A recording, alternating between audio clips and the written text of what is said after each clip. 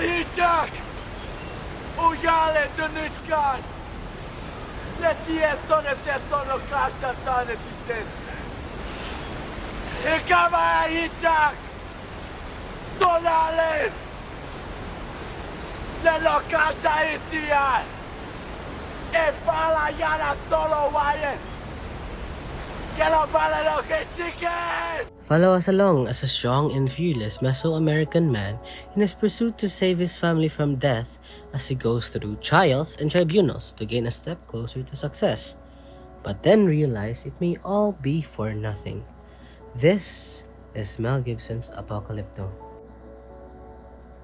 Indigenous tribes ruled over the ancient era and forever molded our modern world today. One of these influential groups ever existed are the Mayans, also known as the great artists of Mesoamerica.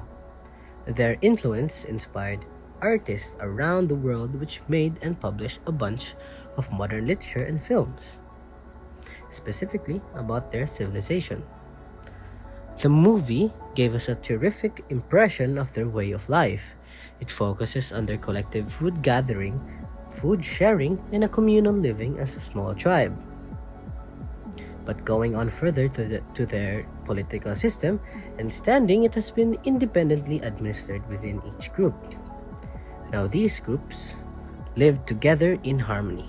Then everything changed when the Mayan nation attacked, a strong dominating group that exploited the weaker tribes. This is a straightforward hegemonic idea that is depicted on the movie's intricacies. Apocalypto is a funky analysis of political ideas and structures. On one side, it shows the full glory of Mayan civilization in the central area in the early 8th century, in which some part of the film shows about the existence of ancient political conspiracy that might lead the collapse of civilization. And on another side, a side-by-side comparison of how hegemonic ideas function to wrest control of society from other groups of people. When you become indoctrinated and fall victim to this mania, it is very challenging to stray away from such ideas and concepts. And so, the beliefs and prophecies of the so-called people of the banner of the earth should be fulfilled, and in order to do that, they must offer a sacrificial lamb to their god, the mighty Kukulkan. They need to offer human blood in which they believe would renew the world from age to age, hunting neighboring tribes like an animal and abducting them to save their civilization is purposely a way to show how their god hears their prayer.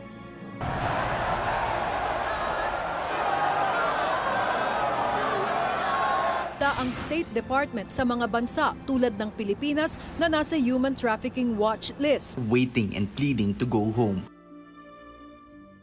In the present era, we recognize this as an exemplification of illegal actions, more specifically human trafficking, utilizing victims to benefit from them.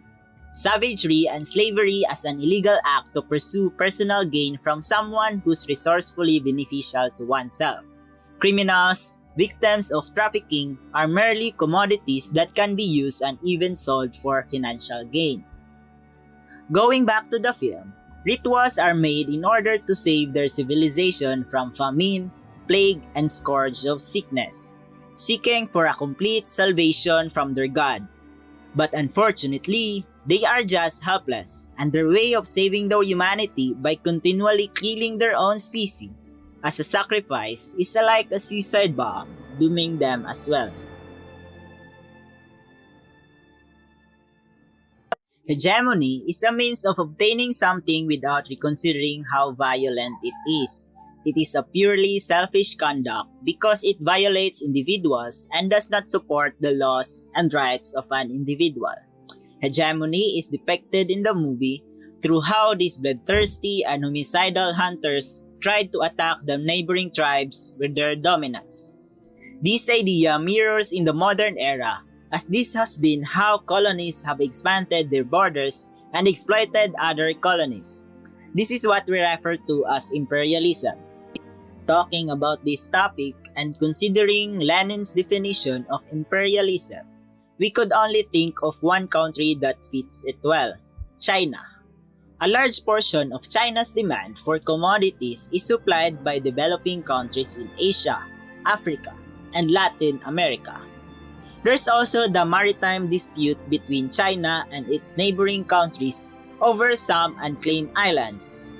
We might think that China's imperial power could simply conquer these territories, but today's nations are built differently and are capable of standing up for their rights and claiming what is theirs with the assistance of other nations through unity and alliance. Another point we see in the movie is that the banner of the earth practiced hegemony for religious purpose. This could be direct depiction about how Hitler exploited his position of authority to target and persecute Jews and other individuals who he saw inferior. This genocide is what Nazis, especially Hitler, sought it to be the solution or prophecy to save their race from destruction. Just like how a banner of the earth thought genocide or sacrifice could save them from their downfall. Unironically, this movie accidentally acted as propaganda for neo-Nazi and imperialists and the like for their mirror depictions of imperialism, hegemony, and genocide. If we try to imagine a world with no differences, where we share the same culture, belief, race, color, language, and everything that would unite us as one, we can be living harmoniously now with no war, no violence, no disputes, no colonization or discrimination. However, it is not how the world operates or how reality is. Rather, differences feed into discrimination, where the victim is the one who is oppressed by the dominant and powerful party. Just like how different Jaguar Po and his companions are. They don't fit in with the group as though they are racially distinct. Jaguar Po and his companions were the target of such cruel and violent mistreatment. Jaguar Po is a man of courage. He used his full might to fight back and dominated the hunter using his will to survive and to save his family from the verge of death. Similarly, racial diversity is a serious and contemporary issue that is difficult to eradicate today. But just like Red Jaguar Po, we can just stand for ourselves and fight against people that try to discriminate and dominate over us just to survive. We can be alone and still win. We just need encouragement in order to do so. As the film Apocalypto shows in full view, the vile and desperate acts that the society would do, like displaying hegemonic and imperialistic acts, as well as discrimination amongst other groups of people. But it also shows us that despite all these corrupt and terrible things that humanity can do, humanity is also capable of displaying acts of courage, compassion, and other noble acts, just as shown by Jaguar Po's desire to protect his family and his fellow peers. And this film also teaches us that while the story of the Mayans ended a long time ago, all these characteristics are still present in society and or humanity throughout our history, from the events of Apocalypto to the genocidal acts of the Nazis in World War II and so on. Humanity has always been hanging on the scale of morality, from the good and the evil, greed and unselfishness, self-preservation to sacrifice, right or wrong, or maybe possibly even something in between.